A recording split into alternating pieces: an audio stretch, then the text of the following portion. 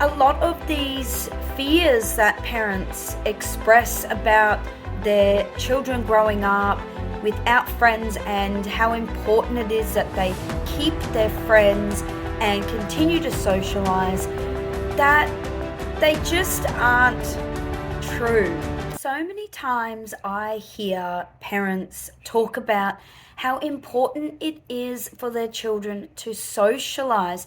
And working in the field of childcare, having been around lots of children at once and having run a family daycare, I have had years of observing and watching children in social environments. I've also homeschooled my own 4 children. I did have them in school for some time, so I've been able to see the difference between my children socializing outside of the home with lots of other children and just being with their siblings or by themselves around their family members. I'm going to share that a lot of these fears that parents express about their children growing up without friends and how important it is that they keep their friends and continue to socialize, that they just aren't true. I know this is a big thing to say because a lot of us want to hold on to this belief that children need friends, and I actually have an entire chapter about this in my book, Free Flowing Family, A Journey of Unschooling Through Awakening and Healing, if you want to get a copy on Amazon. And in this chapter, I share in great detail about unlocking the truth behind this belief.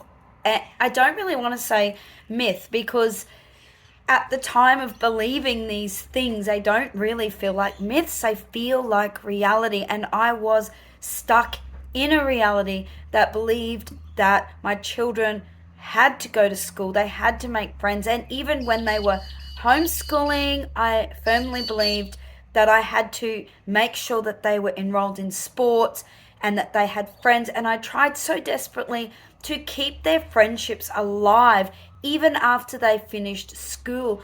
Having a family daycare too, I have also been able to observe what the children in my care are like when they are with other children during the day, that they come and stay, and when these other children are absent and it is just them. And I can tell you that there is a huge difference. And some of the things that I am seeing in this environment and these situations are the complete opposite to what some of the parents fear is happening. For example, in my family daycare, I can have up to 4 children per day under 5 years.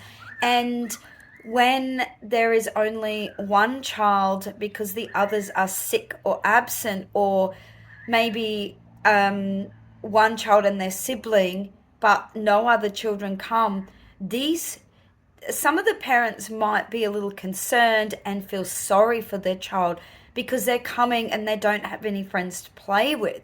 However, this is when I notice these children come alive and they actually really enjoy being there. They have a completely different reality, a completely different personality. They will talk more, they will be more open, they will be more happy, they will want to do things. But most of the time when there are the whole 4 children, they're actually not getting along. So yes, if you are a parent out there that is convinced that your child has a best friend at daycare, and yes, they probably do, you have to accept that not every child in that environment is going to be your child's friend, and that they're more likely than not going to disagree and not want to be around these children than they are. Very good if your child has made a best friend, and I see this happening sometimes, but there's also times that despite this close friendship, that these children do argue and fight and that they don't always want to be around each other. What I've also found is that it can be conditioned into young children that they have friends when they actually don't. So I often will hear parents narrating their children's lives as though it's their own brains, their own minds. Oh, you want to go because your friend's there. You like such and such. I know you like such and such. Look, your friend's here. I know you're going to have fun because this is your friend. But actually, I'm seeing a completely different story. The narrative going on in the child is not that of wanting to be around this child all the time. So I just invite you as parents to just be a little more aware and a little more open of what is your narrative, what reality are you wanting and believing in your child, and what is their actual reality. Well, you may not know that because you aren't staying with them at daycare. The educator is who is going to see these patterns, see what's happening, see what's going on. So you can't always know what's happening when you aren't there to witness it yourself. Why are children happier when they are around less children? Well, firstly, being around too many children at once can put a lot of pressure on their nervous system. It can lower their energy and lower their vibration because they're taking in so much energy from so many other children around them. This is why a large public childcare center can be worse than a home daycare. It can be more overwhelming. It can be more harmful to a child's nervous system. They aren't able to get in touch with their own true energy. They find it hard to regulate their nervous system. So they're going to be moody and irritable. They're not going to want to be around these children. They're going to find more opportunities to go off and play by themselves.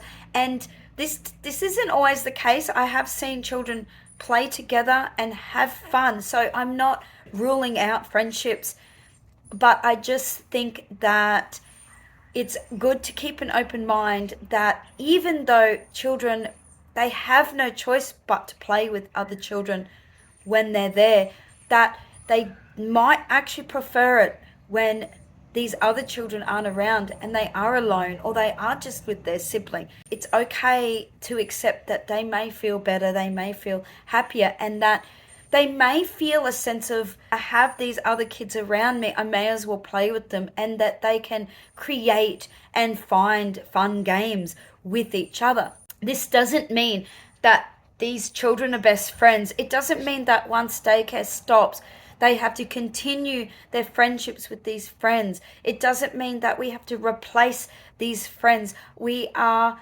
getting too ahead of ourselves with the belief that children need friendships. They need to be around other children in order to develop. Actually, being around too many children can actually affect their brain development because they're learning from these other kids, these behaviors, and they're learning, they're being heavily influenced, and they're learning to have to cope by engaging and interacting in relationships that they may not want to. They aren't as in touch with their own desires because there's the voice and the behaviors and the energy of other children around them. This is particularly true if these other children have high energy or are behaviorally challenged. This greatly affects other children, and when they are around each other every single day, it does affect how their brain develops. I've also want to say that watching my children thrive in a homeschooling environment, that just having themselves or having their neighbor, they didn't need to be around children all the time. They didn't suffer once they left the schooling system.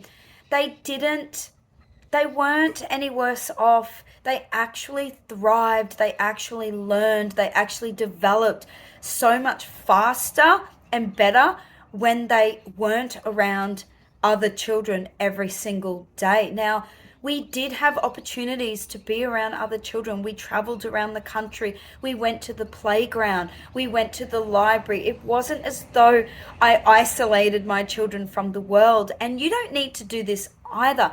But having social interactions occasionally as opposed to every single day is going to be a lot less harmful for our children, and it's going to be better developmentally for them. They aren't going to suffer if they are just around their mum and dad. In fact, children love to just be around their mum and dad. They are not missing out when they are not around other children. It's more like they just benefit here and there from meeting other children and meeting other people, but they don't need it. They aren't missing out on anything. There are lots of opportunities for them to make friends and socialize once they are older and their brain has developed more to be able to decide for themselves, who do I want to hang out with? Who do I want to be my friend? I just see so much pressure being placed on such young children. They're being forced to go to daycare and kindy and school, and then they're put into sports, all so that they can have this huge, massive social life that we think they need, when in fact it's causing harm to them and it is affecting their natural development. Do not worry if your children aren't around other children. They are not missing out. They are not unfortunate. They are doing just fine, if not even better. So I invite you to question this reality, question this belief, and just feel a little bit of peace in knowing that our children are going to be okay no matter what, and that the main rock, the main anchor in their lives is not having other children around. It's not having a social life.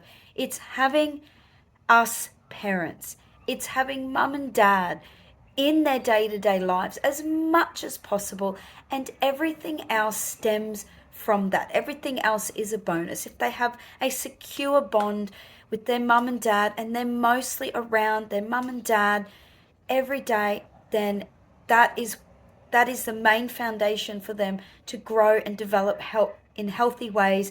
And friends are just a bonus. Hope you have a good day. Love to all. Bye.